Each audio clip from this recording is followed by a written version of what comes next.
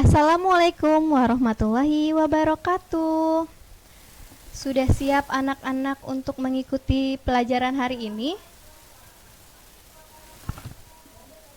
Hari ini kita akan belajar tematik. Ibu harap anak-anak sudah siap untuk belajar ya. Apa kabarnya kalian pada hari ini? Semoga kalian dalam keadaan baik ya, dan senantiasa dalam lindungan Allah. Hari ini kita akan belajar tematik. Ibu harap kalian selalu dalam keadaan sehat dan mematuhi protokol kesehatan. Apa saja sih protokol kesehatan itu? Yang pertama, kalian harus berolahraga walaupun masa pandemi tidak bisa keluar rumah. Kalian harus sehat dan bugar. Yang kedua,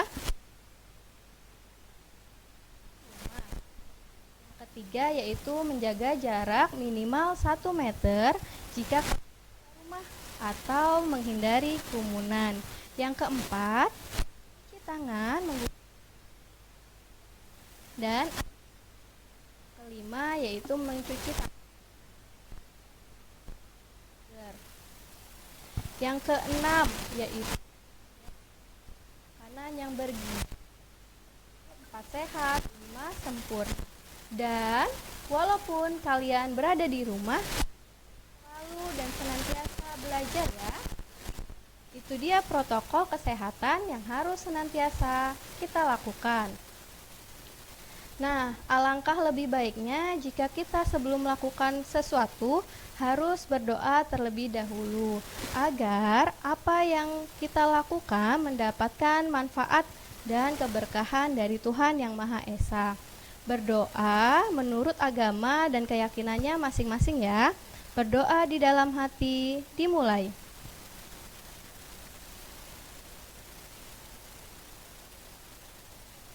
Berdoa selesai. Seperti yang tadi Ibu sudah bilang, kita hari ini belajar tematik mencakup materi yang pertama yaitu sila ketiga. Kedua, sumber energi alternatif ada di tema 2 halaman 98. Dan yang ketiga yaitu pokok pendukung dari suatu paragraf.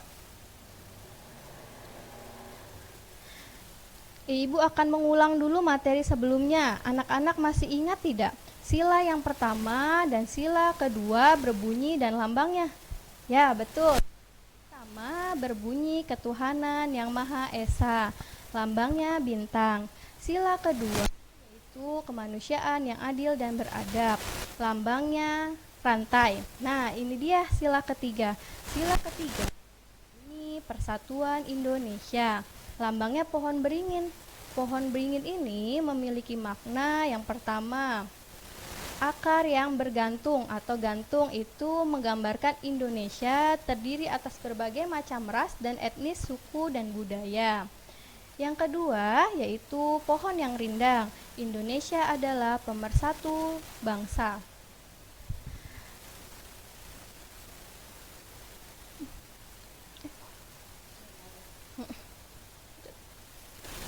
Dalam kehidupan sehari-hari, sila ketiga ini harus kita terapkan. Contohnya dalam lingkungan keluarga yaitu saling menyayangi dan bekerja sama dengan anggota keluarga. Yang kedua yaitu dengan sekolah. Terus berteman,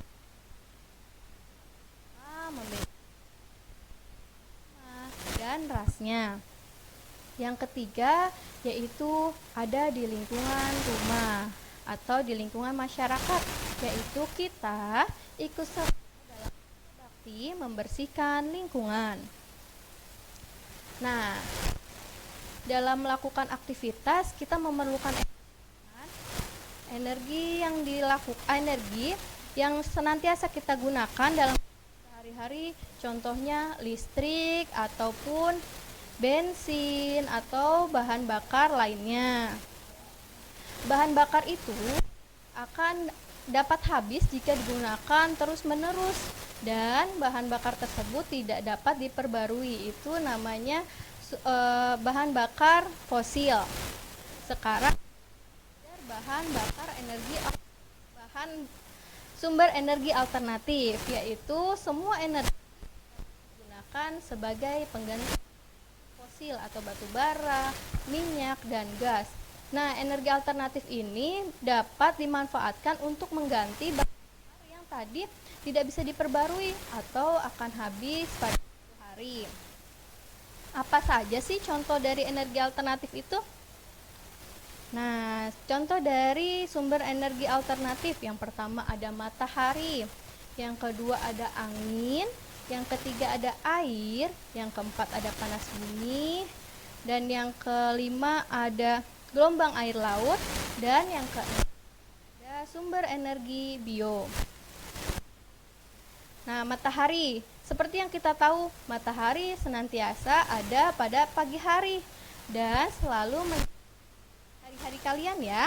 Nah, matahari pada masa pandemi ini digunakan untuk berjemur, untuk meningkatkan vitamin dalam diri kita.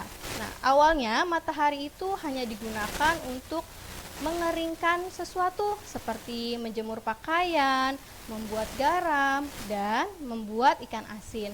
Namun, pada perkembangan era digital, perkembangan ilmu pengetahuan untuk memanaskan ruangan, memanaskan air, dan dapat diubah menjadi energi listrik. Contohnya panel surya, seperti yang ada gambar ya. Panel surya yang biru ini digunakan untuk mengecas mobil listrik atau kendaraan bermotor lainnya yang dapat digunakan menggunakan atau dimanfaatkan menggunakan cahaya matahari. Dan di Bali, matahari digunakan sebagai PLTS atau pembangkit listrik tenaga surya. Selanjutnya adalah angin. Angin merupakan udara yang berhembus. Angin tidak dapat dilihat tapi dapat dirasakan. Angin dimanfaatkan dari zaman dahulu, yaitu untuk berlayar. Yang kedua, untuk menggerakkan ubin dalam mengairi sawah. Dan sekarang angin dimanfaatkan PLTB. Apa itu PLTB? Pembangkit listrik Bayu. Bayu itu sama dengan angin ya. Nah, PLTB ini ada di Sulawesi Selatan. PLTB Sidrap. Yang ketiga yaitu air. Air sangat bermanfaat sekali bagi semua makhluk hidup di bumi. Air digunakan bagi hewan, air digunakan untuk minum, untuk mandi, dan tumbuhan juga untuk minum, dan manusia memanfaatkan dalam berbagai kehidupannya, dari mencuci, untuk minum, untuk mandi. Nah, air yang deras ini merupakan sumber energi gerak. Air yang banyak dapat menggerakkan suatu benda. Air selain dimanfaat seperti yang tadi Ibu telah sampaikan, air juga dimanfaatkan untuk pembangkit listrik tenaga air atau PLTA, pembangkit listrik tenaga air. Selanjutnya panas bumi. Energi panas bumi atau energi geothermal merupakan energi yang berasal dari panas yang disimpan di bawah permukaan bumi. Hal ini terjadi karena bumi terbentuk dari panas, menyebabkan energinya dapat digunakan untuk energi alternatif atau PLTB, pembangkit listrik tenaga. Yang kelima yaitu gelombang air laut. Gelombang air laut ini dimanfaatkan sama seperti kegunaan air, yaitu dimanfaatkan untuk pembangkit listrik gelombang air laut. Tetapi di Indonesia sendiri gelombang air laut ini belum dimanfaatkan, tapi di luar negeri mereka telah memanfaatkan gelombang air laut ini untuk pembangkit listrik. Yang terakhir yaitu bahan bakar bio. Bahan bakar bio merupakan bahan bakar yang berasal dari makhluk hidup. Bahan bakar bio ini bisa didapatkan dari tumbuhan maupun hewan. Dari tumbuhannya itu ada dua. Yang pertama yaitu biodiesel. Biodiesel merupakan bahan bakar bio yang dapat menggantikan solar. Contoh, tumbuhan biji-bijian yang mengandung minyak seperti bunga matahari, jarak, kelapa sawit, dan kacang tanah serta kedelai. Yang kedua yaitu biotanol. Biotanol bahan bakar bio yang dapat menggantikan bensin atau premium. Contohnya tumbuhan singkong dan sagu. Itu ada biogas. Biogas merupakan bahan bakar bio dari kotoran ternak yang dapat dimanfaatkan untuk sebagai bahan bakar kendaraan bermotor. Biasanya kotoran ternak tersebut dimasukkan ke dalam suatu tempat atau lorong dan kemudian kotoran tersebut akan mengeluarkan gas yang dapat dimanfaatkan untuk bahan kendaraan bermotor. Nah, sekarang materi yang terakhir yaitu menemukan gagasan pokok dan gagasan pendukung. Coba kita ingat-ingat kembali, bagaimana sih cara menentukan gagasan pokok dalam suatu paragraf dan menentukan gagasan pokok dalam suatu paragraf itu hanya terdiri dari satu, sedangkan gagasan pendukungnya pasti lebih dari satu. Seperti contohnya gini, dalam suatu kelas ada gurunya satu, sedangkan muridnya banyak. Nah, sama seperti itu, dalam sebuah paragraf terdapat satu gagasan pokok dan banyak gagasan pendukung atau lebih dari satu. Kita coba contohnya seperti ini. Paragrafnya yaitu manusia membutuhkan alat komunikasi untuk menyampaikan dan informasi. Alat komunikasi berkembang agar manusia dapat berkomunikasi lebih mudah dan cepat. Aplikasi penyampaian pesan merupakan salah satu alat komunikasi yang mudah digunakan. Aplikasi tersebut harus diunduh dalam ponsel, tablet, maupun komputer. Nah, coba sekali lagi ya, agar kalian mengetahui mana sih yang gagasan pokok dan gagasan pendukungnya. Yaitu kalimatnya, manusia membutuhkan komunikasi untuk menyampaikan pesan. Alat komunikasi berkembang agar manusia dapat berkomunikasi lebih mudah dan cepat. Aplikasi penyampaian pesan merupakan salah satu komunikasi yang mudah digunakan. Aplikasi tersebut harus diunduh dalam ponsel, tablet, dan komputer. Coba siapa yang bisa menentukan mana ya gagasan pokok itu? Kita mengingat-ingat kembali materi yang sebelumnya. Ada di awal paragraf kah atau di akhir paragraf? Coba kira-kira yang mana ya? Nah, betul, ada di awal paragraf. Kenapa tidak di akhir? Karena di akhir tidak ada kata jadi.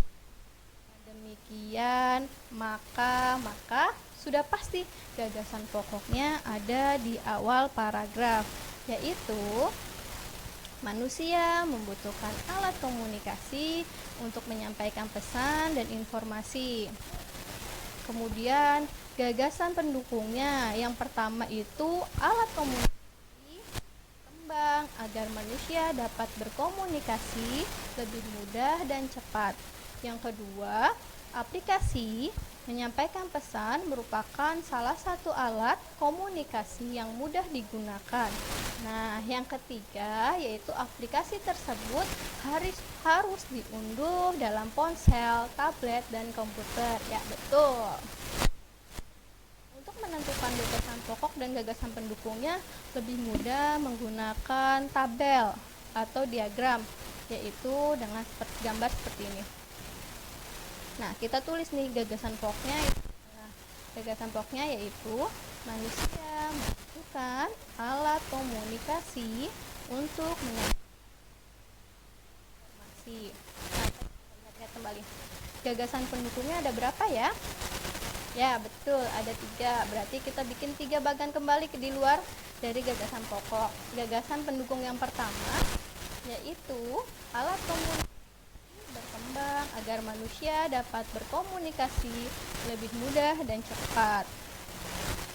Kemudian, gagasan pendukung yang kedua yaitu aplikasi penyampaian pesan merupakan salah satu komunikasi yang mudah digunakan. Gagasan yang terakhir yaitu gagasan pendukungnya aplikasi tersebut harus diunduh dalam ponsel, tablet, dan komputer. Coba, maka kita ulang lagi ya. Gagasan pokok itu dalam sebuah paragraf hanya ada satu, sedangkan gagasan pendukungnya pasti lebih dari satu. Nah, sudah sampai akhir pembelajaran nih. Kesimpulannya, pembelajaran hari ini sila ketiga.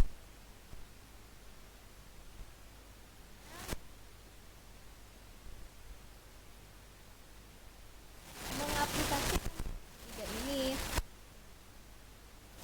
yaitu energi alternatif terdiri dari matahari, air, panas bumi, dan nah, energi ini tidak akan habis dalam kehidupan kita sehari-hari karena senantiasa ada dan diperlukan. Yang ketiga, paragraf gagasan pokok dan lebih dari satu gagasan pokok. Ingat ya, dalam menentukan gagasan pokok, dilihat dulu di awal atau di akhir. Coba kita ulang kembali ya. Kesimpulannya yang pertama, yaitu ketiga, Persatuan Indonesia. Yang kedua, energi alternatif terdiri dari matahari, angin, air, panas bumi, gelombang air laut, dan bahan bakar bio yang senantiasa ada tersedia dalam kehidupan sehari-hari kita. Kesimpulan yang ketiga yaitu dalam sebuah paragraf terdiri dari satu gagasan pokok dan nah itu dia pelajaran kita hari ini. Ibu sampai berjumpa kembali di pembelajaran.